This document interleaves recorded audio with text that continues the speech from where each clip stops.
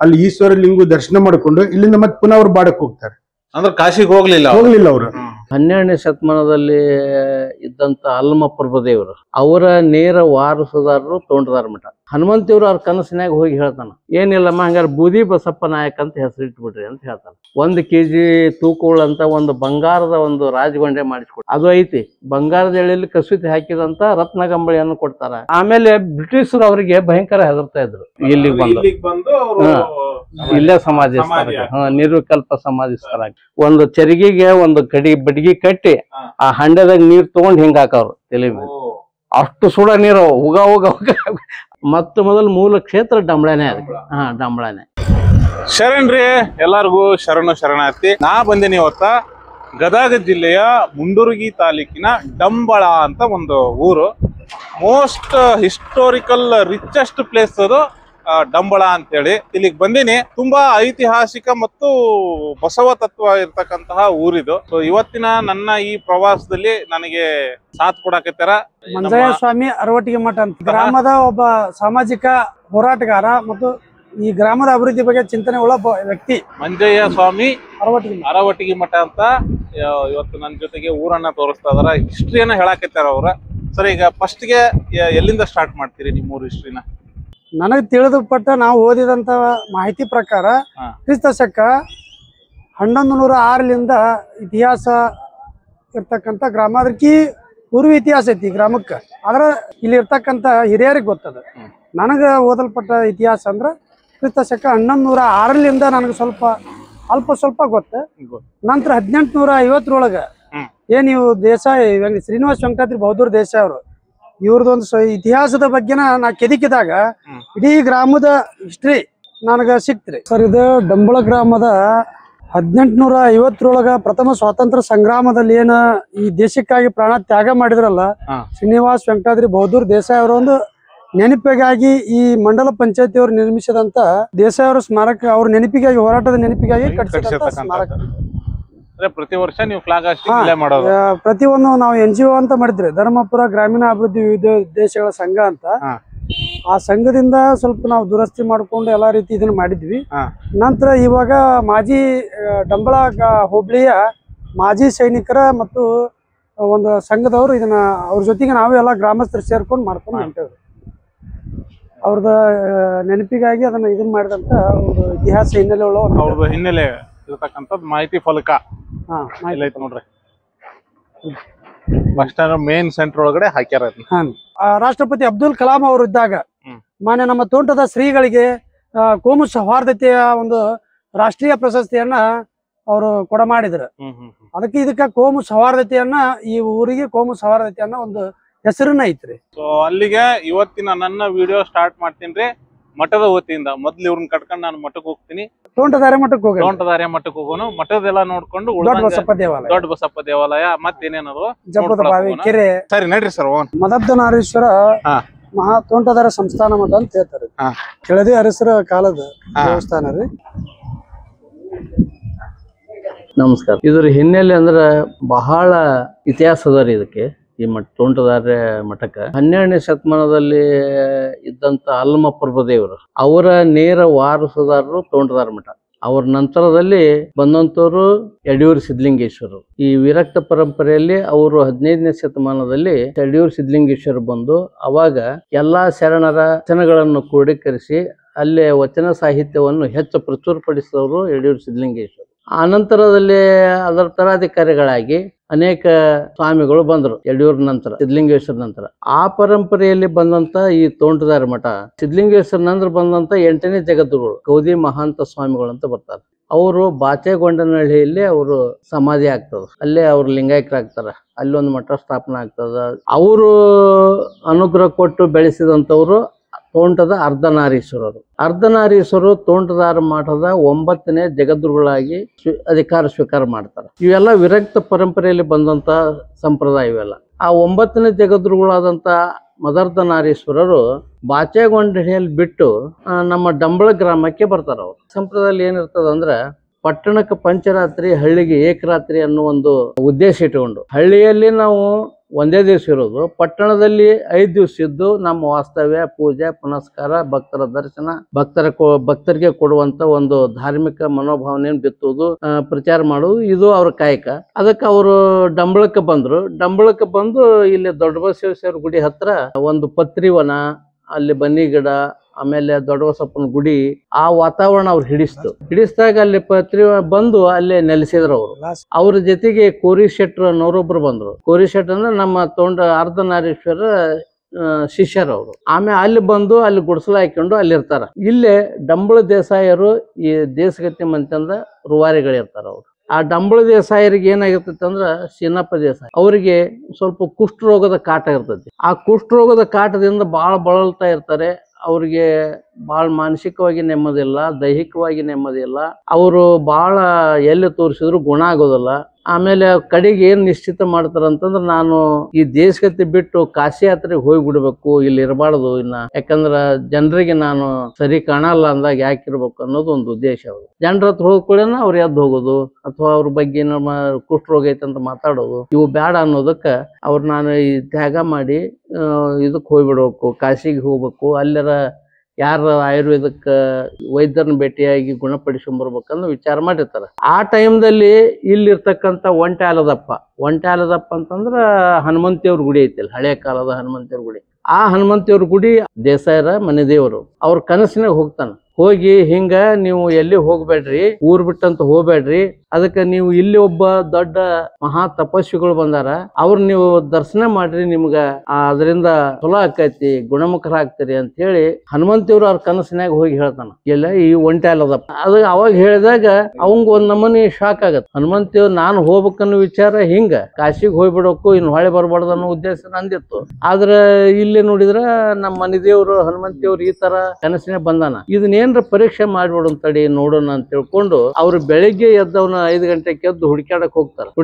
ದೊಡ್ಡ ಬಸಪ್ಪನ ಗುಡಿ ಹತ್ರ ಹೋಗಿ ಆ ಡಬ್ಬಗಳ್ಳಿ ಮತ್ತು ಪತ್ರಿ ವನದೊಳಗ ಹಾಕಿರ್ತಂತ ಗುಡಿಸಲ್ ಮುಂದೆ ಹೋಗಿ ನಿಂದಿರ್ತಾರೆ. ಅವ್ರು ನಿಂತು ನೋಡ್ತಾರ, ಇಲ್ಲಿ ಗುಡಿಸಲ್ ಇದ್ದಿದ್ದೆಲ್ಲ ಐತಿ, ಮತ್ತೆ ಇಲ್ಲಿ ಏನು ಸ್ವಾಮಿಗಳು ಇರ್ಬೇಕು ಅಂತ ಅವ್ರ ವಿಚಾರ. ಆ ಟೈಮ್ದಾಗ ಜಳಕ ಮಾಡ್ಲಿಕ್ಕೆ ಹೋದಂತ ಅವ್ರ ಸೇವಕ ಕೋರಿ ಶೆಟ್ರು ಹಳದಾಗಿದ್ದ ಜಳಕ ಮಾಡಿ ಮೇಲೆ ಬರ್ತಾರೆ. ಮೇಲೆ ಬಂದ ಹೊತ್ನಾಗ ಯಾರು ನೀವು ಇಲ್ಲಾಕ್ ಬಂದಿರಿ ಅಂತೇಳಿ ಆ ಕೋರಿ ಶೆಟ್ರು ದೇಸಾಯರನ್ನ ಕೇಳ್ತಾರೆ. ಅವಾಗ ಆ ದೇಸಾಯರು ನಾನು ಈ ಊರಿನ ದೇಸಾಯಿ, ನನಗೆ ಸ್ವಲ್ಪ ಆರೋಗ್ಯ ಸರಿ ಇಲ್ಲ, ಅದಕ್ಕೆ ಇಲ್ಲೇನೋ ಅಬ್ಸರ್ವರ್ ಅದಾರಂತ ನನಗ ಮಾಹಿತಿ ಬಂತು, ಅದಕ್ಕೆ ನಾನು ದರ್ಶನ ತಗೊಳಕ್ ಬಂದೀನಿ ಅಂತ. ಅವಾಗ ಕೋರಿ ಶೆಟ್ರು ಹೇಳ್ತಾರ, ನೋಡ್ರಿ ಈಗ ಸದ್ಯಕ್ಕೆ ಅವರು ಅನುಷ್ಠಾನಕ್ಕೆ ಅದಾರ. 42 ದಿವಸ ಆತ್ ನಾವ್ ಇಲ್ಲಿಗೆ ಬಂದು, 40 ದಿವಸ ಆತ್, ಇನ್ನೊಂದು 2-3 ದಿವಸದೊಳಗೆ ಅನುಷ್ಠಾನ ಮುಗಿತೈತೆ. ಅವ್ರದ್ದು ಮುಗಿದ ಮೇಲೆ ನಿಮ್ಗೆ ಅವ್ರಿಗೆ ದರ್ಶನ ಕೊಡ್ತಾರ, ಅಲ್ಲಿವರೆಗೂ ನೀವು ತಡ್ಕೋಬೇಕು ಅಂತ ಹೇಳಿದಾಗ ಆಯ್ತ್ರಪ್ಪ ಹಂಗಾಗ್ಲಿ ಅಂತ ಹೇಳಿ ಅವ್ರು ಹೊರಡಿ ಹೋಗ್ತಾರ. ಮತ್ತೆ ಮರುದಿವ್ಸ ಬೆಳಿಗ್ಗೆ ಬರ್ತಾರ. ನಶಿನಗನ ಬಂದು ಮತ್ತೆ ನಾನು ಹಗರ ಕುಂದ್ರದೇನು ಒಂದೆರಡು ಸೇವಾ ಮಾಡೋಣ ಅಂತ ಗುಡಿಸಲು ಮುಂದೊಂದು ಕಸ ಹೊಡೆದು ನೀರ್ ತಂದು ಚಳಿ ಹೊಡೆದು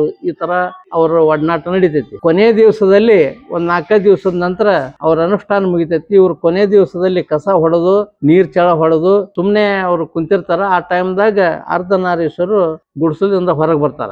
ಹೊರಗೆ ಬಂದ ಕೂಡೇನ ಅವ್ರಿಗೆ ಆ ತೇಜಸ್ಸು ನೋಡಿ, ಆ ಕಾಶಾಂಬರ ದರ್ಶಕತ್ತಂತ ಕ್ಯಾವಿ ಬಟ್ಟೆ ನೋಡಿ ದೇಸಾಯರಿಗೆ ಆಘಾತ ಆಗ್ಬಿಡ್ತ. ಏನೋ ನಾನು ದರ್ಶನ ಆಯ್ತು, ಏನೋ ಒಂದು ನನ್ನ ಮೇಲೆ ಕೃಪಾ ಆಯ್ತು ಅನ್ನೋದೊಂದು ಭಾವನೆ ಅವರಲ್ಲಿ ಬಂದು ನಮಸ್ಕಾರ ಮಾಡಿದಾಗ ಯಾರು ನೀವು ಏನು ಅಂತ ಅರ್ಧನಾರೀಶ್ವರ ವಿಚಾರ ಮಾಡ್ತಾರ. ಇವ್ರೆಲ್ಲಾ ಹೇಳ್ತಾರ, ನಂದು ಹಿಂಗ, ನಾನು ಈ ದೇಸಾಯರು ಹಿಂಗ ಅಂತೆಲ್ಲ ಹೇಳ್ತಾರ.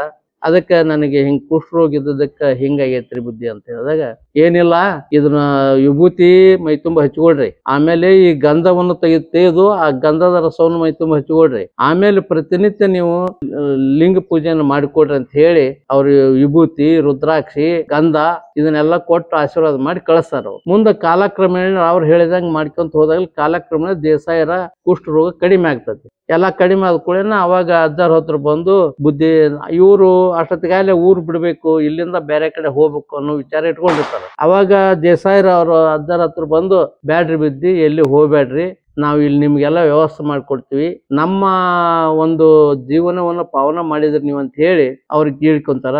ಇಲ್ಲಪ್ಪ, ನಾವು ಒಂದು ಕಡೆ ನೆಲೆಸುವಂತವ್ರಲ್ಲ, ನಾವು ವಿರಕ್ತರು, ನಾವು ಹಳ್ಳಿಗೆ ಹೋಗ್ಬೇಕು, ಇನ್ನು ಪಟ್ಟಣಕ್ಕೆ ಹೋಗ್ಬೇಕು, ಬೇರೆ ಬೇರೆ ಕಡೆ ಹೋಗಿ ನಾವು ಧರ್ಮ ಪ್ರಚಾರ ಮಾಡ್ಕೊಂತ ಹೋಗ್ಬೇಕು ನಾವು ಅಂತ ಹೇಳಿದಾಗ, ಇಲ್ಲ ಬುದ್ಧಿ, ನೀವು ಬಂದಾಗರ ಇಲ್ಲಿ ಹೊಳ್ಳಿ ಬಂದಾಗರ ಇಲ್ಲಿ ವಾಸ್ತವಿಕವಾಗಿನೇ ಒಂದು ಏನಾರ ಒಂದು ಕುರು ಇರಲಿ, ಅದಕ್ಕೆ ನೀವು ಇಲ್ಲಿ ನಾನು ಜಾಗ ಕೊಡ್ತೀನಿ, ನಿಮ್ಗೆ ಪೂಜಾ ಕೊಲೆ ಹಾಕಿಸ್ಕೊಡ್ತೀನಿ, ಅದಕ್ಕೆ ತಾವು ಇಲ್ಲಿ ಒಂದು ಸ್ವಲ್ಪ ದಿವ್ಸ ಇದ್ದು ಆಮೇಲೆ ಮುಂದೆ ಪ್ರಯಾಣ ಮಾಡುವಂತ್ರಿ ಅಂತ ಹೇಳ್ತಾನ. ಕೇಳ್ಕೊಂಡಾಗ ಮತ್ತೆ ಭಕ್ತರಿಗೂ ಮತ್ತು ಕೇಳಿದೊಳಗ ಸ್ವಾಮಿಗಳಿಗೆ ಮತ್ತೆ ಭಕ್ತರ ಆಸೆ ಪ್ರಕಾರ ಇರಬೇಕಾಗತ್ತೆ. ಹಂಗಾಗಿ ಅವರು ದೇಸಾಯರ ಮನೆಗೆ ಒಪ್ಪಿಕೊಂಡು ಇಲ್ಲೇ ಪೂಜಾ ಕೋಲಿ ಕಟ್ಸಿಕೊಡ್ತಾರ. ಆ ಜಾಗ ಕೊಟ್ಟು ಪೂಜಾ ಕೋಲು ಕಟ್ಸಿ ಅಲ್ಲಿ ಒಂದು ಬಾವಿ ಕಟ್ಸಿ ಇಲ್ಲಿ ವಾಸ್ತವ್ಯಕ್ಕೆ ಅನುಕೂಲ ಮಾಡಿಕೊಡ್ತಾರ. ಮುಂದೆ ಅರ್ಧನಾರೀಶ್ವರು ಇಲ್ಲೇ ಇರ್ತಾರ. ಇಲ್ಲಿದ್ದ ಹೊತ್ತಿನಾಗ ಈ ಸುದ್ದಿ ಕೆಳದಿ ಅರಸರಿಗೆ ಗೊತ್ತಾಗ್ತದೆ, ಹಿಂಗ ಸ್ವಾಮಿಗಳು ಅದಾರ, ಹಿಂಗ ದೇಸಾಯರ ಆಡಳಿತಕ್ಕೆ ಒಳಪಡ ವೀರಭದ್ರ ನಾಯಕರ ಒಂದು ಪರಿಚಯ ಆಗ್ತತಿ ದೇಸಾಯರ ಮುಖಾಂತರ. ಮುಂದೆ ವೀರಭದ್ರ ನಾಯಕರು ಅಂದ್ರೆ ಕೆಳದಿ ಅರಸರು ಅವ್ರು ಬಂದು ಅಜ್ಜವ್ರನ್ನ ಭೇಟಿಯಾಗಿ ದರ್ಶನ ತಗೊಂಡು ಇವರು ತಮ್ಮ ಕೆಳದಿಗೆ ಆಹ್ವಾನ ಮಾಡ್ತಾರ. ನಮ್ಮಲ್ಲಿಗೆ ತಾವು ದಯಮಾಡಿಸ್ಬೇಕ್ರಿ ಬುದ್ಧಿ, ಒಂದಿಷ್ಟು ಪುರಾಣ ಪ್ರವಚನ ಮಾಡಿ ತಮ್ಮ ಪೂಜೆ ಪುನಸ್ಕಾರವನ್ನು ಮಾಡಿಕೊಂಡು ಬರ್ಬೇಕು, ದಯಮಾಡಿಸ್ಬೇಕ್ರಿ ಬುದ್ಧಿ ನಮ್ಮ ರಾಜವಾಡ್ಯಾಕ ಅಂದಾಗ ಇವ್ರು ಒಪ್ಪಿಕೊಂಡು ಅಲ್ಲಿ ಹೋದಾಗ ಇವ್ರಿಗೆ ಗೊತ್ತಾಗ್ತದ ವೀರಭದ್ರ ನಾಯಕರಿಗೆ ಮಕ್ಕಳಾಗಿರೋದಿಲ್ಲ ಅನ್ನೋದು. ಅದಕ್ಕೆ ಅವರು ವೀರಭದ್ರ ನಾಯಕರ ಹೆಂಡತಿ ಮಲ್ಲಾಂಬೆ, ಅವ್ರಿಗೆ ಮಕ್ಕಳಿಲ್ಲ ಅನ್ನೋದು ಗೊತ್ತಾಗ್ತದ. ಆಮೇಲೆ ಅವರು ಇಬ್ರು ಗಣೆ ಅಂತ ಕೂಡಿ ಹಿಂಗ್ರಿ ಬುದ್ಧಿ, ನಮಗೆ ಮುಂದಿನ ವಾರಸೋದಾರ ಯಾವ್ದು ಇಲ್ದಾಗ ಐತಿ, ನಮ್ಗೆ ಏನಾರ ಮಾಡಿ ಒಂದು ಆಶೀರ್ವಾದ ಮಾಡ್ರಿ ಅಂದಾಗ ಇವ್ರು ವಿಭತ್ತಿ ಗಟ್ಟಿ ಮಂತ್ರಿಸ್ಕೊಡ್ತಾರ. ಅವ್ರಿಗೆ ದಿವಸ ಲಿಂಗ ಧಾರಣ ಮಾಡ್ತಾರ. ಅದಕ್ಕೆ ಒಬ್ಬರ ಪುರಾಣಿಕರು ಕಳಿಸ್ಕೊಡ್ತೀವಿ, ಆ ಪುರಾಣವನ್ನು ನೀವು ಇಲ್ಲಿ ಸಿದ್ಧಲಿಂಗೇಶ್ವರ ಪುರಾಣ ಹಚ್ಚಿರ ಅಂತೇಳಿ ವಾಡ್ಯದೊಳಗ ಕೆಳದಿ ಅರಸರು ವಾಡ್ಯದೊಳಗ ಸಿದ್ಧಲಿಂಗೇಶ್ವರ ಪುರಾಣ ಹಚ್ತಾರ. ಲಿಂಗ ದೇವರು ಅನ್ನೋದು ಅದನ್ನ ಪ್ರವಚನ ಮಾಡ್ತಾರ. ಒಂದು ತಿಂಗಳ ಪರ್ಯಂತ ನಡೆದ ಮೇಲೆ ಅವರಿಗೆ ಗರ್ಭಧಾರಣೆ ಆಗ್ತದ. ಮುಂದ ಅಜ್ಜವರು ಮತ್ತೆ ಮುಕ್ತಾಯಕ್ಕೆ ಆ ಪುರಾಣ ಮುಕ್ತಾಯಕ್ಕೆ ಅಜ್ಜವರು ಹೋಗಿರ್ತಾರೆ ಇಲ್ಲಿಂದ ಅರ್ಧನಾರೀಶ್ವರ ಹೋಗಿ ಅವ್ರಿಗೆಲ್ಲ ಆಶೀರ್ವಾದ ಬಂದ ಮೇಲೆ ಮುಂದೆ 1 ವರ್ಷದ 8-9 ತಿಂಗಳಿಗೆ ಅವರಿಗೆ ಮಗು ಆಗ್ತದ. ಆ ಮಗುವನ್ನ ಕರ್ಕೊಂಡು ಇಲ್ಲಿ ಅಜ್ಜರ್ನ ದರ್ಶನಕ್ಕೆ ಬಂದಾಗ ಅವ್ರ ಪಾದಡಿಯಲ್ಲಿ ಆ ಮಗುವನ್ನ ಹಾಕಿ ಏನ್ ಹೆಸರು ಇಡ್ಬೇಕ್ರಿ ಅಂತ ಕೇಳಿದೊಳಗ, ನೋಡವ್ವ ನಿಮ್ಗೆ ನಿಮ್ಮ ವಾರಸೋದಾರ ಯಾರ ಹೆಂಗಿರ್ಬೇಕು ಅಂತವ್ರ ಹೆಸರಿರ್ರಿ ಅಂತ ಅಂದಾಗ, ಇಲ್ರಿ ಬುದ್ಧಿ ತಮ್ಮ ದರ್ಶನ ತಾವು ಕೃಪಾ ಆಶೀರ್ವಾದದಿಂದ ಕೊಟ್ಟಂತ ಒಂದು ಲಿಂಗು ಮತ್ತು ಭಸ್ಮದ ಗಟ್ಟಿಯಿಂದ ನನ್ನ ಮಕ್ಕಳಾಗ್ಯಾವು, ತಮ್ಮ ಇದಕ್ಕೆ ನಾವು ತಿರುಣಿ ತಾವ್ ಏನ್ ಹೇಳ್ತೀರ ಅದನ್ನ ಹೆಸರಿಡ್ತೀವಿ ಅಂದಾಗ, ಏನಿಲ್ಲಮ್ಮ ಹಂಗಾರೆ ಬೂದಿ ಬಸಪ್ಪ ನಾಯಕ್ ಅಂತ ಹೆಸರಿಟ್ಬಿಡ್ರಿ ಅಂತ ಹೇಳ್ತಾರ. ಅದಕ್ಕೆ ಅವ್ರಿಗೆ ಬೂದಿ ಬಸಪ್ಪ ನಾಯಕ್ ಅಂತ ಹೆಸರಿಡ್ತಾರ. ಮುಂದ ಬೂದಿ ಬಸಪ್ಪ ನಾಯಕ ಕೆಳದಿ ಅರಸು ಮನಿತನದ ಒಬ್ಬ ಶ್ರೇಷ್ಠ ರಾಜನ ಆಗ್ತಾರ. ಅವರೆಲ್ಲ ಬಹುದೊಡ್ಡ ರಾಜ ಆಗ್ತಾನ, ಬಹಳ ಒಳ್ಳೆ ಕೆಲಸಗಳನ್ನು ಮಾಡ್ತಾನ. ಸಾರ್ವಜನಿಕರಿಗೆ ಮತ್ತು ಪ್ರತಿಯೊಂದನ್ನು ಒಳ್ಳೆ ನೀಟಾಗಿ ರಾಜಭವನ ಮಾಡ್ತಾ ಇರ್ತಾರೆ. ಮುಂದೆ ಅರ್ಧನಾರೀಶ್ವರರು ಕ್ರಮೇಣ ಇವ್ರು ಲಿಂಗೈಕ್ಯರು ಇಲ್ಲೇ ಆಗ್ಬಿಡ್ತಾರ. ಅವ್ರು ಇಲ್ಲಿ ಭಕ್ತರ ಒಂದು ಇದಕ್ಕೆ ಹೋಗೊಟ್ಟು ಇಲ್ಲೇ ಇದ್ದಕ್ಕ ಇಲ್ಲಿ ಸುತ್ತಮುತ್ತ ಹಳ್ಳಿಗೆಲ್ಲ ಅರ್ಧನಾರೀಶ್ವರ ಪ್ರಚಾರ ಆಗ್ಬಿಟ್ಟು ಪ್ರತಿಯೊಂದು ಹಳ್ಳಿ ಜನನು ಅಜ್ಜರ ದರ್ಶನಕ್ಕಾಗಿ ಅಮಾಸ್ಕೊಂಬಿ ಇಲ್ಲಿ ಬರೋದು, ಅಜ್ಜರ ದರ್ಶನ ತಗೊಳ್ಳೋದು, ಅಜ್ಜರ ವಾಣಿ ಕೇಳೋದು, ಅವರಲ್ಲಿ ಇರ್ತಕ್ಕಂಥ ಜಾಗೃತ ಒಂದು ಶಕ್ತಿಯನ್ನು ಅನುಭವ ಪಟ್ರೆಲ್ಲ ಭಕ್ತರೆಲ್ಲ. ಆ ಒಂದು ಅನುಭವದಿಂದ ಇಲ್ಲಿ ಮಠ ಇಷ್ಟು ದೊಡ್ಡ ಬೆಳೀತು. ಮುಂದೆ ಅರ್ಧನಾರೀಶ್ವರ ಲಿಂಗಾಯಕರಾಗ್ತಾರ. ಅದನ್ನ ಬೂದಿ ಬಸಪ್ಪ ನಾಯಕರು ಈ ಗದ್ದಿಗೆಯನ್ನು ಕಟ್ಟಿಸ್ಕೊಡ್ತಾರ. ಬೂದಿ ಬಸಪ್ಪ ನಾಯಕರು ಸ್ವತಃ ಅವರೇ ನಿಂತು ಈ ಗದ್ದಿಗೆ ಇಲ್ಲೇ ಅಜ್ಜವ್ರ ಸಮಾಧಿ ಮಾಡಿಸಿ ಇಲ್ಲೇ ಅವ್ರದ ಒಂದು ಇದನ್ನ ಗದ್ದಿಗೆಯನ್ನು ಬೂದಿ ಬಸಪ್ಪ ನಾಯಕರು ಕಟ್ಟಿಸ್ಕೊಡ್ತಾರ. ಅವ್ರ ಮುಂದೆ ಬೂದಿ ಬಸಪ್ಪ ನಾಯಕರು ತೇರ್ ಮಾಡಿಸ್ತಾರ. ಇದನ್ನೊಂದು ತೇರ್ ಅದ, ಪ್ರತಿ ವರ್ಷ ಭಾರತ ಹುಣ್ಣಿಮೆಗೆ ತೇರ್ ಆಗ್ತದ. ಆ ತೇರನ್ನು ಮಾಡಿಸ್ಕೊಡ್ತಾರ. ಅದಕ್ಕ 5 ಪಂಚ ಕಳಸಗಳನ್ನು, 1 ದೊಡ್ಡ ಕಳಸಗಳನ್ನು ಹಿಂಗೆಲ್ಲ ಕೊಡ್ತಾರ. ಆಮೇಲೆ ಒಂದಿಷ್ಟು ಬಂಗಾರ ಸಾಮಾನು ಕೊಡ್ತಾರ, ಪಾಲ್ಕಿ ಹಾಕುವಂತ ಬಂಗಾರ ಸಾಮಾನ, ಆಮೇಲೆ ಬೆಳ್ಳಿ ಸಾಮಾನ, ಆಮೇಲೆ 5 ಪಂಚ ಕಳಸಗಳು, 5 ಕಳಸಿದ್ದಂತ ಪಂಚ ಕಳಸಗಳು ಕೊಡ್ತಾರೆ. ಆಮೇಲೆ ಆನೆ ಸೊಂಡಿ, ಒಂಟಿ ಸೊಂಡಿ ಬೆಳ್ಳಿಯಲ್ಲಿ ಮಾಡಿಸಿದ್ದು ಅಂತ ಕೊಡ್ತಾರ, ಬಂಗಾರದಲ್ಲಿ ಮಾಡಿಸಿದ್ದು ಕೊಡ್ತಾರ. 1 kg ತೂಕವುಳ್ಳಂತ ಒಂದು ಬಂಗಾರದ ಒಂದು ರಾಜಗೊಂಡೆ ಮಾಡಿಸ್ಕೊಡ್ತಾರೆ. ಆಮೇಲೆ ಒಂದ್ ಕಡೆ ಮಲ್ಲಾಂಬೆ, ಒಂದ್ ಕಡೆ ವೀರಭದ್ರ ನಾಯಕರು ಇರುವಂತ ಕೆತ್ತನೆ ಇರುವಂತ ಬಂಗಾರದ ಆವಿಗೆಗಳನ್ನು 2 ಆವಿಗೆ ಕೊಟ್ಟಾರ. ಅವು ಎಲ್ಲ ಪಾಲಿಕೆಗೆ ಇಟ್ಟು ಮೆರೆಸ್ತೀವಿ. ಆಮೇಲೆ ಪಾಲಿಕೆ ಮಾಡಿಸ್ಕೊಡ್ತಾರ. ಆಮೇಲೆ ಸ್ವತಃ ಮಾರಾಣಿ ಸರಣ 10 ಸೈಜಿಂದು ಒಂದು ರತ್ನಗಂಬಳಿ, ಅದು ರತ್ನಗಂಬಳಿ 10 ಸೈಜಿನ ಕಂಬಳಿ ಅದು. ಆ ಕಂಬಳಿ ಒಳಗೆ ಸ್ವತಃ ಮಾರಾಣಿ ಕುಂತು ಕಸೂತಿ ಹಾಕಿದ ಬಂಗಾರದ ಎಳಿಲೆ ಅದು ಐತಿ. ಬಂಗಾರದ ಎಳೆಯಲ್ಲಿ ಕಸೂತಿ ಹಾಕಿದಂತ ರತ್ನಗಂಬಳಿಯನ್ನು ಕೊಡ್ತಾರ. ಹಿಂಗೆ ಅನೇಕ ಕೊಡುಗೆಗಳು ಕೆಳದಿ ಅರಸರ ಮುಖಾಂತರ ಇಲ್ಲಿ ಆಗ್ಯದ. ಮತ್ ಕೆಳದಿಯಲ್ಲಿ ಕೂಡ ಡಂಬಳ ಮಠ ಅಂತ ಐತಿ, ಜಾಗ ಐತಿ, ಅಲ್ಲಿ ಮಠನೂ ಇತ್ತು, ಎಲ್ಲ ಬಿದ್ದೈತಿ. ಈಗ ಅದನ್ನ ಡಂಬಳ ಮಠದಲ್ಲಿ ಡಂಬಳ ಅಂತ ಇನ್ನೂ ಐತಿ, ಹೆಸರು ಇದೆ ಡಂಬಳ ಮಠ ಅಂತೇಳಿ. ಹಿಂಗೆಲ್ಲ ಈ ತೋಂಟದಾರ ಮಠದ ಇತಿಹಾಸ ಬೆಳೆದು ಬಂತು. ಮುಂದೆ ಅದಾದ ನಂತರ ಈಶ್ವರ ನಂದೀಶ್ವರರು ಅಂತ ಹೇಳಿ ಬರ್ತಾರೆ. ಆ ಈಶ್ವರ ನಂದೀಶ್ವರ ಮಹಾಸ್ವಾಮಿಗಳು ಈ ಅರ್ಧನಾರೀಶ್ವರ ನಂತರ ಬಂದಂತವ್ರು, ಅವರ ಅಧಿಕಾರ ವಹಿಸಿದ್ರು. ಅವ್ರು ಬಂದಂತವ್ರು ಅಣ್ಣಿಗೇರಿಯಲ್ಲಿ ಹೋಗಿ ತಮ್ಮ ಮಠವನ್ನು ಸ್ಥಾಪನೆ ಮಾಡಿ ಅಲ್ಲೇ ಅವ್ರ ಗದ್ದಿಗೆ ಆಗ್ತದೆ. ನಂತರ ನಮ್ಮ ಗದಿಗೆ ಬರ್ತಾರೆ. ನಂತರ ಬಂದ ಉಗ್ಗದ ತೋಂಟದಾರಿ ಅಂತ ಬರ್ತಾರ, ಕೌದಿ ಉಗ್ಗದ ತೋಂಟದಾರಿ ಅಂತ ಬರ್ತಾರ, ಇನ್ನೂ ಅನೇಕ ಶಿವಬಸವ ಸ್ವಾಮಿಗಳು ಅಂತ ಬರ್ತಾರ. ಅವರೆಲ್ಲ ಗದಿನಲ್ಲಿ ಅವ್ರ ಗದ್ದಿಗಳಾಗ್ಯಾವ. ಈಗ ಗದಗಿನ ಕಾರ್ಯಕ್ಷೇತ್ರವಾಗಿ ಗದಗೆ ನಮ್ಮ ತೋಂಟದಾರಿ ಮಠದ ಮೂಲ ಕಾರ್ಯಕ್ಷೇತ್ರ ಗದಗ ಆಗ್ಯದ. ಮೊದಲು ಮೂಲ ಕ್ಷೇತ್ರ ಡಂಬಳನೆ ಅದ. ಡಂಬಳನೆ. ಹಿಂಗಾಗಿ ನಮ್ಮ ಈ ಅಲ್ಲಮ ಪರ್ವತ ಹಿಡ್ಕೊಂಡು ಇಲ್ಲಿವರೆಗೆ ಬೆಳೆದು ಬಂದಂತ ಈ ತೋಂಟದಾರ ಮಠಗಳು ಬಹಳ ಸಾಮಾಜಿಕವಾಗಿ, ಶೈಕ್ಷಣಿಕವಾಗಿ, ಧಾರ್ಮಿಕವಾಗಿ ಪ್ರತಿಯೊಂದನ್ನು ಇಲ್ಲೇ ಬೆಳೆಸ್ತಾ ಬಂದ್ರು. ಅದೇ ರೀತಿನ ನಮ್ಮ ಹಿಂದಿನ ತೋಂಟದಾರ 19ನೇ ಪೀಠಾಧಿಪತಿಗಳಾದಂತ ಡಾಕ್ಟರ್ ತೋಂಟದ ಸಿದ್ಧಲಿಂಗ ಮಹಾಸ್ವಾಮಿಗಳು ಕನ್ನಡಕ್ಕಾಗಿನೇ ಬಹಳ ತಮ್ಮ ಜೀವನ ಮುಡುಪಾಗಿಟ್ಟು ಅನೇಕ ಪುಸ್ತಕಗಳನ್ನು ಕನ್ನಡದ ಇತಿಹಾಸದಲ್ಲಿ ಬರೆಸಿದ್ರು. ಅವುಗಳೆಲ್ಲ ಪಬ್ಲಿಕೇಶನ್ ಆಗ್ಯಾವು. ಇವತ್ತು ನಮ್ಮ ಮಠದಲ್ಲೇ ಕನ್ನಡದ ಬಗ್ಗೆನೇ ಹೆಚ್ಚು ಕೆಲಸಗಳು ನಡೆದಾವು. ಮತ್ತು ಪುಸ್ತಕಗಳನ್ನು ಮಾತ್ರ ಸಾಹಿತ್ಯಿಕವಾಗಿ ಬಹಳ ಪುಸ್ತಕಗಳನ್ನು ಪ್ರಿಂಟ್ ಮಾಡಿಸಿದ್ದಾರೆ. ಹಾಗೆ ಶರಣರ ಜೀವನ ಚರಿತ್ರೆಗಳನ್ನು ಬರೆಸಿದ್ದಾರೆ. ಹಾಗೆ ನಮ್ಮ ತೋಂಟದಾರ ಮಠದ ಪರಂಪರೆಯ ಜೀವನ ಬಗ್ಗೆ ಬರೆಸಿದ್ದಾರೆ. ಹಿಂಗ ಅನೇಕ ಪುಸ್ತಕಗಳು, ಸಾವಿರಾರು ಪುಸ್ತಕಗಳು ತೋಂಟದಾರ ಮಠದಿಂದ ಬಿಡುಗಡೆ ಆಗ್ಯಾವು. ಈಗಿರ್ತಕ್ಕಂಥ ಸಿದ್ದರಾಮ ಮಹಾಸ್ವಾಮಿಗಳು 20ನೇ ಪೀಠಾಧಿಪತಿಗಳು, ಅವರು ಕೂಡ ಬಹಳ ಸಾಹಿತಿಗಳು. ಅವರು ಬಹಳ ಡಬಲ್ PhD ಪಡೆದಂತ ವ್ಯಕ್ತಿಗಳು, ಬಹಳ ಜ್ಞಾನಿಗಳು. ಸೂಕ್ಷ್ಮವಾಗಿ ಅವರು ಸಾಮಾನ್ಯವಾಗಿ ಕಂಡ್ರು ಕೂಡ ಅವರಲ್ಲಿರ್ತಕ್ಕಂಥ ವಿದ್ವತ್ತು, ಜಾಣ್ಮೆ ಹಾಗೂ ಅವರಲ್ಲಿರ್ತಕ್ಕಂಥ ಒಂದು ಜ್ಞಾನದ ಒಂದು ಸ್ಥಿತಿ ನೋಡಿದ್ರೆ ಬಹಳ ಇದೆ. ಅವರು ಕೂಡ ಈ ಜ್ಞಾನದ ಬಗ್ಗೆ, ಪುಸ್ತಕದ ಬಗ್ಗೆ ಹೆಚ್ಚು ಒಲವು ಕೊಟ್ಟು ಅನೇಕ ಇನ್ನು ಪ್ರಿಂಟ್ ಆಗ್ಲಾರ್ದಂತ ಅನೇಕ ಸಾಹಿತ್ಯಗಳನ್ನು ಅವರು ಕೂಡ ಪ್ರಿಂಟ್ ಮಾಡಿಸಿದ್ದಾರೆ. ಈಗ ಸದ್ಯಕ್ಕೆ ನಾವು ಕೆಲಸ ನಡೆದದ. ಮತ್ತೆ ಲಿಂಗಾಯತ ಧರ್ಮ ಎಷ್ಟು ಸರ್ವಶ್ರೇಷ್ಠ ಅನ್ನೋದಕ್ಕ ಈಗಿನ ಸ್ವಾಮಿಗಳು ಕೂಡ ಹಿಂದಿನ ಸ್ವಾಮಿಗಳು ಬಹಳ ಹೋರಾಟ ಮಾಡಿದವರು. ಲಿಂಗಾಯತ ಧರ್ಮ ಬಸವಣ್ಣವರಿಂದ ಹೆಚ್ಚು ಪ್ರಚುರ ಪಡ್ಕೊಂತ ಬಂತು. ಆ ನಂತರದಲ್ಲಿ ಅದು ಸ್ವಲ್ಪ ದಿವಸ ಪ್ರಚಾರ ಸ್ಥಗಿತ ಆಯ್ತು. ನಂತರ ಸಿದ್ಧಲಿಂಗೇಶ್ವರ ಬಂದ್ರೆ ಅದನ್ನ ಪ್ರಚುರ ಪಡಿಸಿದ್ರು, ಬೆಳೆಸಿದ್ರು. ಅವನ್ನೆಲ್ಲ ಕ್ರೋಢೀಕರಣ ಮಾಡಿದರು. ಸಾಹಿತ್ಯಗಳನ್ನು, ಲಿಂಗಾಯತ ಧರ್ಮ ಸಾಹಿತ್ಯ ಕ್ರೋಢೀಕರಣ ಪುಸ್ತಕ ರೂಪದಲ್ಲಿ ತಂದು ಅನೇಕ ಪುಸ್ತಕಗಳನ್ನು ಮಾಡಿದರು. ತೋಂಟದ 19ನೇ ಪೀಠಾಧಿಪತಿ ತೋಂಟದಾರ ಮಹಾಸ್ವಾಮಿಗಳು ಅವರು ಕೂಡ ಈ ಲಿಂಗಾಯತ ಧರ್ಮ ಬಗ್ಗೆ ಹೋರಾಟ ಮಾಡಿದ್ರು. ಲಿಂಗಾಯತ ಧರ್ಮ ಉಳಿಬೇಕು, ಇದು ಬಸವಣ್ಣವರ ಕಾಲದಲ್ಲಿ ಹುಟ್ಟಿರ್ತಕ್ಕಂಥ ಒಂದು ಧರ್ಮ. ಇದು ಜಾತಿ, ಭೇದ, ಮತ, ಪಂಥ ಯಾವುದೂ ಇದಕ್ಕೆ ಸೋಂಕಿಲ್ಲದನ್ನ ಬೆಳೆದಂತ ಒಂದು ಸಂಸ್ಕಾರದ ಇದು ಲಿಂಗಾಯತ ಧರ್ಮ ಇದು ಅನ್ನುವಂಥದ್ದನ್ನ ಬೆಳಕಿ ತೋರಿಸ್ಕೊಟ್ರು. ಇವತ್ತಿನವರೆಗೂ ಆ ಹಾದಿಯಲ್ಲಿನೇ ತೋಂಟದಾರ ಮಠ ನಡ್ಕೊಂತ ನಡೆದಿದೆ. ಇಲ್ಲಿ ಅಂದ್ರೆ ಈ ಶ್ರಾವಣ ಮಾಸದಲ್ಲಿ ನಮ್ಮ ಜಾತ್ರೆ ನಡೀತೈತಿ. ಇದು ಹೆಚ್ಚು ಒಕ್ಕಲ್ತನದ ಮಠ ಇರೋದ್ರಿಂದ ನಮ್ಮ ಕೃಷಿ ಕ್ಷೇತ್ರಕ್ಕೆ ಹೆಚ್ಚು ಒತ್ತು ಕೊಡ್ತೀವಿ. ಏನ್ರಿ ಇಲ್ಲೇ ಸರಣ ಒಂದು 100 ಎಕರೆ ಜಮೀನಿದೆ. ಮತ್ತೆ ಅದಕ್ಕೆಲ್ಲ ನಾವು ಸಾವಯವದ ಮೇಲೆ ಎಲ್ಲ ಮಾಡ್ತಾ ಇದೀವಿ. ಕಬ್ಬು, ಬಾಳಿ, ತೆಂಗು, ಮತ್ತೆ ಇನ್ನು ಜೋಳ, ಗೋಧಿ, ಮಠಕ್ಕೆ ಬೇಕಾಗತ್ತಂತದ್ದೆಲ್ಲ ಇಲ್ಲಿ ನಾವು ಉತ್ಪಾದನೆಯನ್ನು ಮಾಡ್ತಾ ಇದೀವಿ. ಹೆಚ್ಚು ಇಲ್ಲಿ ಡಂಬಳ ಮಠದಲ್ಲಿ ಕೊಡೋದು ಒಕ್ಕಲ್ತನಕ್ಕೆ ಪ್ರಾಶಸ್ತ್ಯ ಕೊಡ್ತೀವಿ. ಒಕ್ಕಲ್ತನ ಹೈನಗಳದು, ಆಕಳದವು.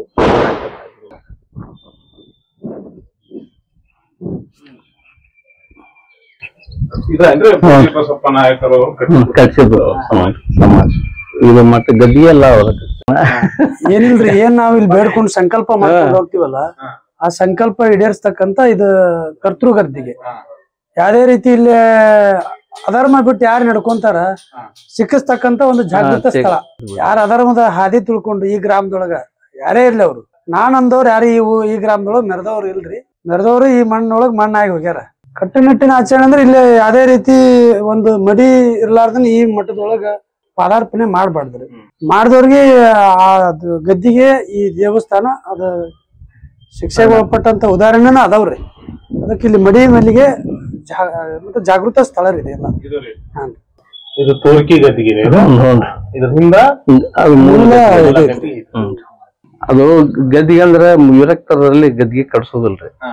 ಅದನ್ನ ಹಂಗ ಹಿಂದ ಒಂದು ಗೂಣ್ ಮಾಡಿ ಅಷ್ಟ ಬಿಟ್ಬಿಡ್ತಾರ. ಗದ್ದಿಗೆ ಕಟ್ಸೋದು ಇದು ಜನರಿಗಾಗಿ, ಭಕ್ತರಿಗೆ ಅದು ತೋರಿಕೆ ಆಗ್ಲಿ. ಇಲ್ಲ ಅಂದ್ರ ಅವರು ಇದ್ರಲ್ಲಿ ಏನು ದೇವ್ರಿ ಇಲ್ಲ ಅಂತ ತಿಳ್ಕೊಂಡ್ಬಿಡ್ತಾರ, ಸ್ವಾಮಿಗಳಿಲ್ಲ ಅಂತ ತಿಳ್ಕೊಂಡ್ಬಿಡ್ತಾರ. ಅದಕ್ಕೆ ತೋರ್ಕಿ ಗದ್ದಿಗೆ ಅಂದ್ರೆ ಹಿಂದ ಗದ್ದಿಗೆ ಇರ್ತದ, ಅದು ನೆಲಸಮ ಇರ್ತದ.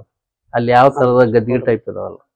ಇಲ್ಲೇನೈತಿ ಗದ್ದಿಗೆ ಮಾಡಿರ್ತೀವಿ, ಬಂದು ಕೈ ಮುಗಿದು ಮಾಡೋದು ಭಕ್ತರು ಮಾಡ್ತಾರೆ. ಶ್ರೀಮನ್ ನಿರಂಜನ ಜಗದ್ಗುರು ಜಗದ್ಗುರು ತೋಂಟದಾರ್ಯ ನಿರ್ವಿಕಲ್ಪ ಜಂಗಮ ಲಿಂಗ ಕ್ಷೇತ್ರ. ಇವರೆಲ್ಲ ಮಠದ ಮಠದ ಪರಂಪರೆ.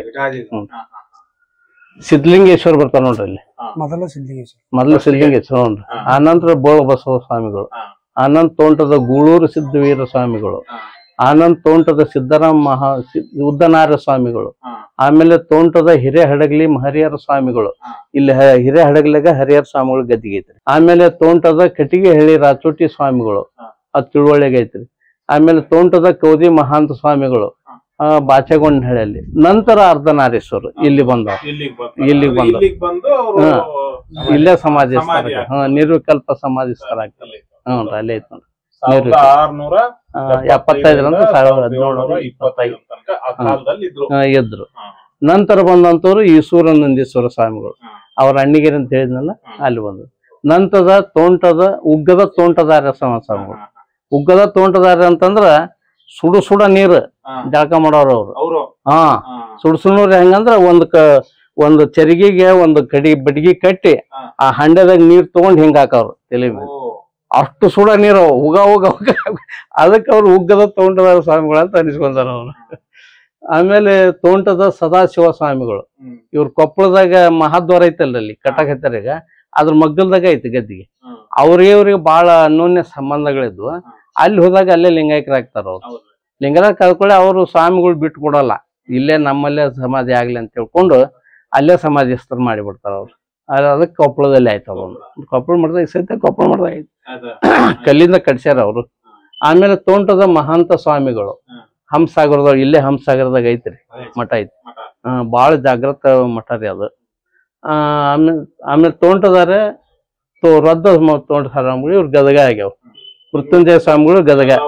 ಇವೆಲ್ಲ ಅಂದ್ರೆ ಇಲ್ಲೇ ಕಾರ್ಯಕ್ಷೇತ್ರ ಅಲ್ಲೇ ಬೆಳೆದ್ ಬಿಡ್ತಾರೆ. ಆಮೇಲೆ ಸಿದ್ದೇಶ್ವರ ಸ್ವಾಮಿಗಳು ಇವ್ರದ್ದು ಗದಿನಲ್ಲೇ. ಇವ್ರು ಇದ್ರೊಳಗನು ಸ್ವಲ್ಪ ವಜ್ರ ವೈಡೂರ್ಯ ಆನಿ ಅಂಬಾರಿ ಬಹಳ ರೀತಿಯಲ್ಲಿ ವೈಭವ ರೀತಿಯಲ್ಲಿ ಬೆಳೆದವ್ರು ಇವರೆಲ್ಲ.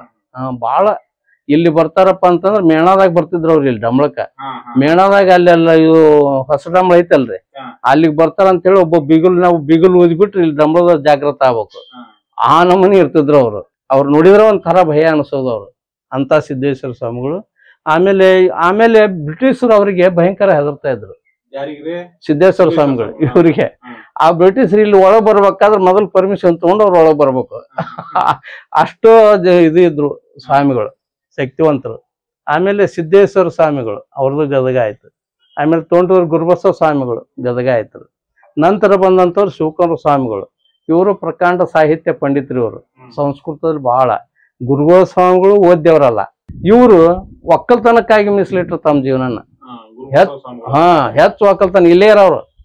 ಹೆಚ್ಚು ಮಡಿ ಹೊಲ, ಸಾಲಿ ಹೊಲ, ಆಮೇಲೆ ಮನೆ ಹೊಲ, ಬಿತ್ತೋದು ಹರಗೋದು, ಬರೀ ಇದು ಒಕ್ಕಲ್ತನಕ ಹೆಚ್ಚು ಮಹತ್ವ ಕೊಟ್ರು.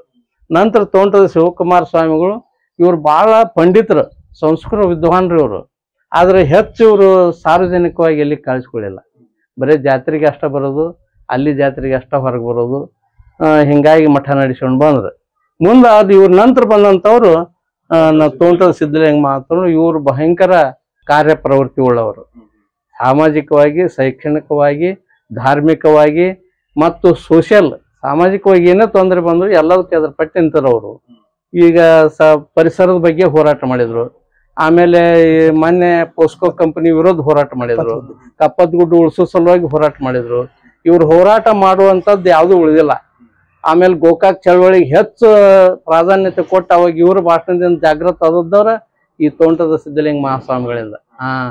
ಅವಾಗ ಇಷ್ಟೆಲ್ಲ ಹೋರಾಟ ಮಾಡಿಕೊಂತ ಬೆಳೆದಂತ ಸ್ವಾಮಿಗಳು ಇವರೆಲ್ಲ. ತಮ್ಮ ಕಾಯ ವಾಚ ಮನಸ್ಸಿನಿಂದ ಎಲ್ಲ ಮಠದ ಕೆಲಸವನ್ನು ಮಾತ್ರ ಪ್ರತಿಯೊಂದನ್ನು ಮಾಡ್ತಾ ಇದ್ರು. ಅಂತ ಸ್ವಾಮಿಗಳು ಬಹಳ ಒಳ್ಳೆಯ ಸ್ವಾಮಿಗಳು. ಗ್ರಾಮದ ಅಭಿವೃದ್ಧಿ ಕನಸ್ಕೊಂಡಂಟವ್ರು ಅವರು. ಸಿದ್ಧಲಿಂಗ ಸ್ವಾಮಿ. ಆಮೇಲೆ ಇವರು ಸಿದ್ದರಾಮ ಮಹಾಸ್ವಾಮಿ ಈಗಿದ್ದಂಥವ್ರು. ಈಗ ಸದ್ಯ ಇವೆಲ್ಲ ಮಠ ಕಟ್ಸಾಕತ್ತಾರ ಅವರು. ದೊಡ್ಡ ಹಿಂದಿನದವ್ರ ಕನಸಿರ್ತದ, ಅವ್ರು ಇದನ್ನ ಕೈಗೆತ್ಕೊಂಡು ಮಾಡ್ಸಾಕತ್ತಿದ್ದಾರೆ. ಹಿಂಗಾಗಿ ಈ ಮಠ ಇಲ್ಲಿವರೆಗೆ ಬಂದತ್ತಿದೆ.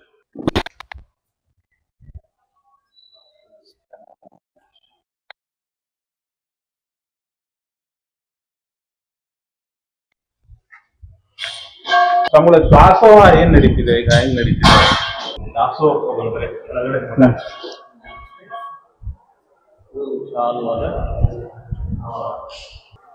ದಾಸೋಹ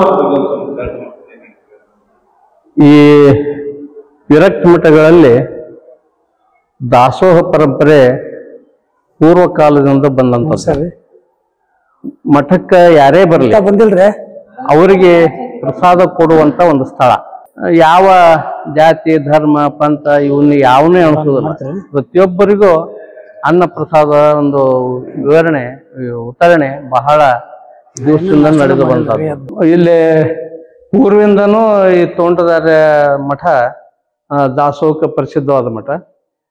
ಇಲ್ಲಿ ಯಾವಾಗ ಇಲ್ಲಿ ಮಠ ಹುಟ್ಟದ ಅವಾಗ್ಲಿದ್ದನು ಪ್ರತಿನಿತ್ಯನೂ ಇಲ್ಲಿ ಅನ್ನಸಂತರ್ಪಣೆ ನಡೀತಾ ಇರ್ತದೆ. ಅದಕ್ಕೆ ಭಕ್ತರು ಕೂಡ ಇದಕ್ಕೆ ಸಹಾಯವಾಗಿ ಜೋಳ, ಕಾಳು, ಗೋಧಿ, ಅಕ್ಕಿ ಇಂಥವೆಲ್ಲ ದಾನವಾಗಿ ಕೊಡ್ತಾರೆ. ಮತ್ತೆ ಮಠದಿಂದ ಪ್ರತಿ ಅಮಾವಾಸ್ಯೆಗೆ ಜನ ಗದ್ದಿಗೆಗೆ ದರ್ಶನಕ್ಕಾಗಿ ಬರ್ತಾರ, ಪೂಜ್ಯರ ದರ್ಶನಕ್ಕಾಗಿ ಬರ್ತಾರ.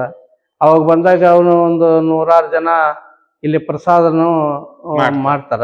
ಅವಾಗ ನಾವು ಪ್ರತಿ ಅಮಾವಾಸ್ಯೆಗೊಮ್ಮೆ ಸಜ್ಜಕ, ಅನ್ನ, ಸಾರು, ಪಲ್ಯ ಇದನ್ನೆಲ್ಲ ನಾವು ಮಾಡ್ತಾ ಇದ್ವಿ. ಇಲ್ಲಿ ಪ್ರತಿನಿತ್ಯ ಮಾತ್ರ ಅನ್ನ ಸಾರು ಪ್ರತಿನಿತ್ಯ ಬಂದವ್ರಿಗೂ ಇರ್ತದೆ.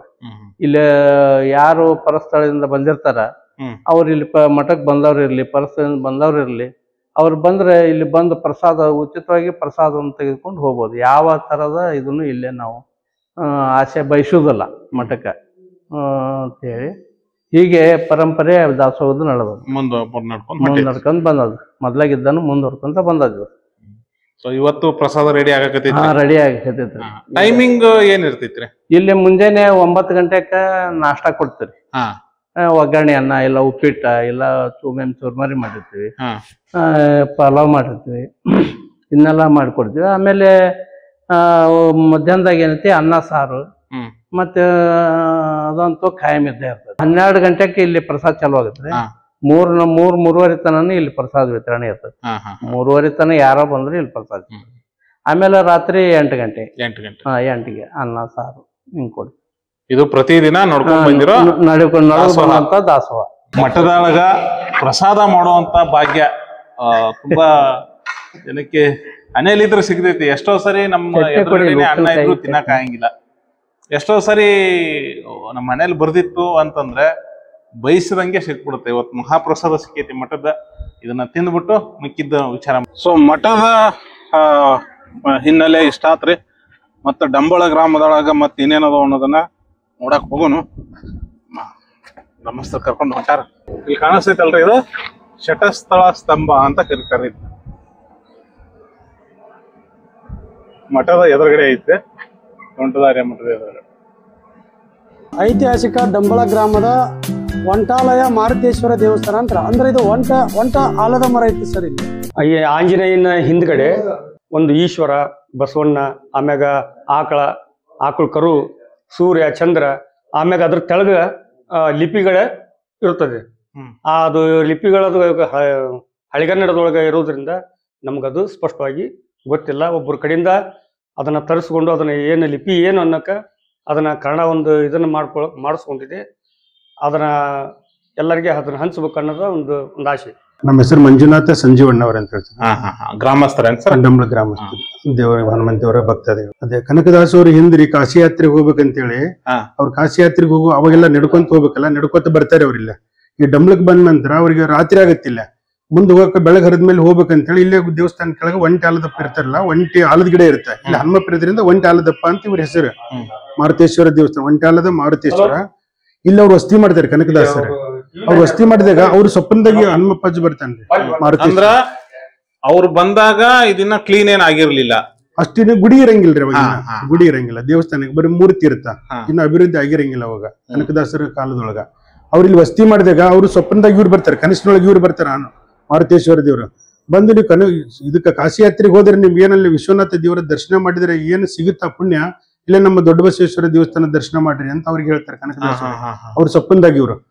ಅವ್ರು ಇಲ್ಲಿ ಬಂದು ದೊಡ್ಡ ಬಸವೇಶ್ವರ ದೇವಸ್ಥಾನಕ್ಕೆ ಹೋಗಿ ಅಲ್ಲಿ ಈಶ್ವರ ಲಿಂಗು ದರ್ಶನ ಮಾಡ್ಕೊಂಡು ಇಲ್ಲಿಂದ ಮತ್ತೆ ಪುನಃ ಅವ್ರು ಬಾಡಕ್ ಹೋಗ್ತಾರೆ. ಅಂದ್ರೆ ಕಾಶಿಗೆ ಹೋಗ್ಲಿಲ್ಲ ಅವ್ರು. ಇವರ ಮಾರುತೇಶ್ವರ ಅವ್ರ ಕನಿಷ್ಠ ಬಂದು ಹೇಳಿರೋದ್ರಿಂದ ಅಲ್ಲಿ ಮಟ್ಟ ಯಾಕೆ ಹೋಗ್ತಿ, ಅದೇ ಅಷ್ಟು ಪವರ್ ದೇವ್ರು ಇಲ್ಲೇ ಐತಿ ಈಶ್ವರ ದೇವ್ರ ಅಂತ ಹೇಳಿ. ನೋಡ್ರಿ ಹನುಮಪ್ಪನ ಪಾದರಕ್ಷೆಗಳು ನೋಡ್ರಿ ಹೆಂಗಿದಾವ. ಆಂಜನೇಯನ ದೇವಸ್ಥಾನದ ಎದುರುಗಡೆ ಒಂದು ವೀರಗಲ್ಲ ಐತಿ, ಇಲ್ಲ ಐತಿ ನೋಡ್ರಿ. ಇದು ವೀರಗಲ್ಲು, ಶೈವರಿಗೆ ಸಂಬಂಧಪಟ್ಟಿದ್ದಂಥದ್ದು ವೀರಗಲ್ಲ. ಯಾಕಂದ್ರ ಲಿಂಗು, ನಂದಿ ಮತ್ತೆ ಪೂಜೆ ಮಾಡ್ತಿರ್ತಕ್ಕಂಥದ್ದು. ಸ್ವಲ್ಪ ಮಬ್ಬಾಗೈತಿ, ಇಲ್ಲಾಂದ್ರೆ ಹೇಳ್ಬೋದಾಗಿತ್ತು. ಮೇ ಬಿ ಇಲ್ಲಿ ಟೆಕ್ಸ್ಟ್ ಎಲ್ಲ ಇರ್ತಿತ್ತು, ಇಲ್ಲಿ ಶಿಲಾಶಾಸನ ಇರ್ತಿತ್ತು ಇಲ್ಲಿ ಗ್ಯಾಪ್ ಅಲ್ಲಿ. ಅಂದ್ರ ಇದು ಏನ್ ಸಂದರ್ಭ ಅನ್ನೋದನ್ನ ಅವರು ಇದರಲ್ಲಿ ಬರ್ದಿಟ್ಟಿರ್ತಾರ. ಅಂತದ್ದ ಇನ್ನೊಂದು ವೀರಗಲ್ಲು ಅಲ್ಲಿ ಇಟ್ಬಿಟ್ಟು ತೋರಿಸ್ತೀವಿ. ಇಲ್ಲ ಐತಲ್ರಿ, ಇದು ಆ ವೀರಗಲ್ಲು ಸರ್. ಅದು ಐತಲ್ರಿ ರಾಜ, ಇವ ಒಬ್ಬ ರಾಜ. ಸೊ ರಾಜ ಅಂತ ಹೆಂಗ್ ಕನ್ಸಿಡರ್ ಮಾಡ್ತಾನಂದ್ರ ಇಲ್ಲಿ ಕಿರೀಟನ ಇಲ್ಲಿ ಸ್ವಲ್ಪ ತೋರಿಸ್ತಾರ್ರಿ ಒಬ್ಬ ಇದ್ರೊಳಗಡೆ, ಇಲ್ಲಿ ಹಿಂಗ ತೋರಿಸ್ತಾರ. ಇದು ಏನ್ ಸಂದರ್ಭ ಅಂತಂದ್ರ ಒಬ್ಬ ಅಕ್ಯುರೇಟ್ ರಾಜ ಅಂತಾನು ಹೇಳಕ್ಕಾಗಲ್ಲ, ಒಬ್ಬ ಯೋಧ ಅಥವಾ ಕ್ಷತ್ರಿಯ ಅಂತಾನು ಹೇಳ್ಬೋದು ನಾವು. ಯಾರಾದ್ರೂ ಯುದ್ಧಕ್ಕೆ ಹೋಗಿ ಅವ್ರೇನಾದ್ರೂ ವೀರ ಮರಣವನ್ನ ಅಪ್ಪುದ್ರ ಆ ಗ್ರಾಮದೊಳಗ ಅವ್ರದೊಂದು ಅಲ್ಲಿ ವೀರಗಲ್ ಮಾಡ್ತಾರ, ಹಂಗ ಮೂರ್ತಿಗಳನ್ನ ಪ್ರತಿಷ್ಠಾಪನೆ ಮಾಡ್ತಾರ. ಅಂತಹದ್ದೊಂದು ಇದು ಕೂಡ ಹೌದು. ಅಕ್ಯುರೇಟ್ ಆಗಿ ಹೇಳ್ಬೋದು ಕಲ್ಯಾಣ ಚಾಲುಕ್ಯರ ಕಾಲದ್ದು ಅಂತ ಹೇಳ್ಬೋದು, ಬಟ್ ಇವ್ರೇ ಅಂತ ಹೇಳಕ್ ಆಗಂಗಿಲ್ಲ. ಸೊ ಇದೊಂದು ವೀರಗಲ್ಲು, ಒಬ್ಬ ಯೋಧ ಅಂತ ನಾವ್ ಇದನ್ನ ಹೇಳ್ಬೋದು. ಸರ್ ಇದು ಐತಿಹಾಸಿಕ ಕಲ್ಮೇಶ್ವರ ದೇವಸ್ಥಾನ. ಇದು ಮೂಲ ಅರ್ಚಕರ ಧರ್ಮಾಧಿಕಾರಿಗಳ ಕುಟುಂಬ, ಅದು ಒಂದು ಬ್ರಾಹ್ಮಣ ಮನೆತನದವರು ಇದನ್ನ ಅರ್ಚನೆ ಮಾಡ್ತಾರೆ ಸರ್. ಇದು ಪೂರ್ವ ಕಾಲದ ಇದು ಇತಿಹಾಸ ಅಂದ್ರೆ ಈಗ ಹೇಳಿದ್ರಲ್ಲ ನಮ್ಮ ಹಿರಿಯರು, ಕಾಶಿಗೆ ಹೋದ್ ದೊಡ್ಡ ಬಸಪ್ಪನ ಗುಡಿದು ಹಂಗ ಅದು ಸ್ವಯಂಭೂಲಿಂಗು, ಇದು ಸ್ವಯಂಭೂ ಅಂದ್ರೆ ಸ್ವಂತ ಇದು ಯಾರು ಕೆತ್ತನೆ ಮಾಡಿದ್ದಲ್ಲ ಸರ್ ಇದು. ಹಾ, ಉದ್ಭವ ಮೂರ್ತಿ ಅಂತ ಹೇಳ್ತಾರೆ ಸರ್. ಅಂದ್ರೆ ಇದು ಓಂಕಾರೇಶ್ವರ ಏನ ಈ ಇದ್ರೊಳಗ ಗುಜರಾತ್ ಒಳಗ ಓಂಕಾರೇಶ್ವರ ಅಂತ ಏನ್ ಬರ್ತಲ್ಲ ಸರ್, ಆ ಆಕಾರದೊಳಗೆ ಇರ್ತಕ್ಕಂತ ಒಂದು ಲಿಂಗು ಸರ್. ಇದು ಗಜಲಕ್ಷ್ಮಿ ಗಜಲಕ್ಷ್ಮಿ ಸರ್. ಮೇಲೆ ಗೋಪುರ ಸರ್, ಗಜಲಕ್ಷ್ಮಿ ಮತ್ತು ಮೇಲೆ ಗೋಪುರ. ಸೊ ಇದಕ್ಕೆ ಸಂಬಂಧಪಟ್ಟಿದ್ದ ಶಿಲಾಶಾಸನ ಈ ಗೋಡೆ ಸ್ವಲ್ಪ ಸುಣ್ಣ ಹಚ್ಚಿ ಇದಾಗಿದೆ ಸರ್, ಅದು ಮುಚ್ಚಿದೆ ಸರ್. ಅದು ಇದು ಶಿಲಾಶಾಸನ ಇದೆ, ಎಲ್ಲ ಅಕ್ಷರ ಇದೆ ಸರ್ ಇದರಲ್ಲಿ. ಆದರೆ ಸುಣ್ಣ ಹಚ್ಚಿ ಬಿಟ್ಟು ಇದನ್ನೆಲ್ಲ ಸ್ವಲ್ಪ ಶಾಸನ ಮುಚ್ಚಿ ಹೋಗಿದೆ. ಓಕೆ ಸರ್, ನೆಕ್ಸ್ಟ್ ಅಲ್ಲಿ ಓಣಿಗೆ ಆ ಮುಸ್ಲಿಂ ಮನೆತನ ಈ ನಗಾರಿಯನ್ನ ಪ್ರತಿದಿನ ಬಾರಿಸುವ ಮುಖಾಂತರ ಈ ಗ್ರಾಮದ ಜನ ಮರಳು ಸಿದ್ದೇಶ್ವರ ಅವರು ಮಾಡ್ತಿದ್ ಕೌದಿ ಇದು. ಹೌದು, ಪುಣ್ಯದ ಜಪದ ಬಾವಿ ಅಂತ ಇದಕ್ಕ ಒಂದು ಐತಿಹಾಸಿಕ ಹೆಸರು ಐತಿ. ಇದು ವಿಕ್ಟೋರಿಯಾ ರಾಣಿ ರಿಪೇರಿ ಮಾಡಿಸಿದ್ದು, ದುರಸ್ತಿಗೊಳಿಸಿದಂತ ಗೋಣ ಸಮುದ್ರ. ಇವಾಗ ವಿಕ್ಟೋರಿಯಾ ಮಹಾರಾಣಿ ಕೆರೆ ಅಂತಾರೆ. ಏಕಶಿಲಾ ಒಂದೇ ಇದರಲ್ಲಿ ಇರ್ತಕ್ಕಂಥದ್ದು 11 ಅಡಿ ಗಣೇಶನ ಮೂರ್ತಿ. ಒಂದೇ ವಂಶದಾಗ ಇಬ್ರು ಸ್ವತಂತ್ರ ಹೋರಾಟಗಾರರು ಪ್ರಾಣ ತ್ಯಾಗ ಮಾಡಿದ್ದಾರೆ. ವಿಕ್ಟೋರಿಯಾ ರಾಣಿಗೋಸ್ಕರ ಕಟ್ಟಿರ್ತಕ್ಕಂಥದ್ದು ದೈವಿ ಬೀಗರ ಬಾವಿ ಅಂತಂದ್ ಸರ.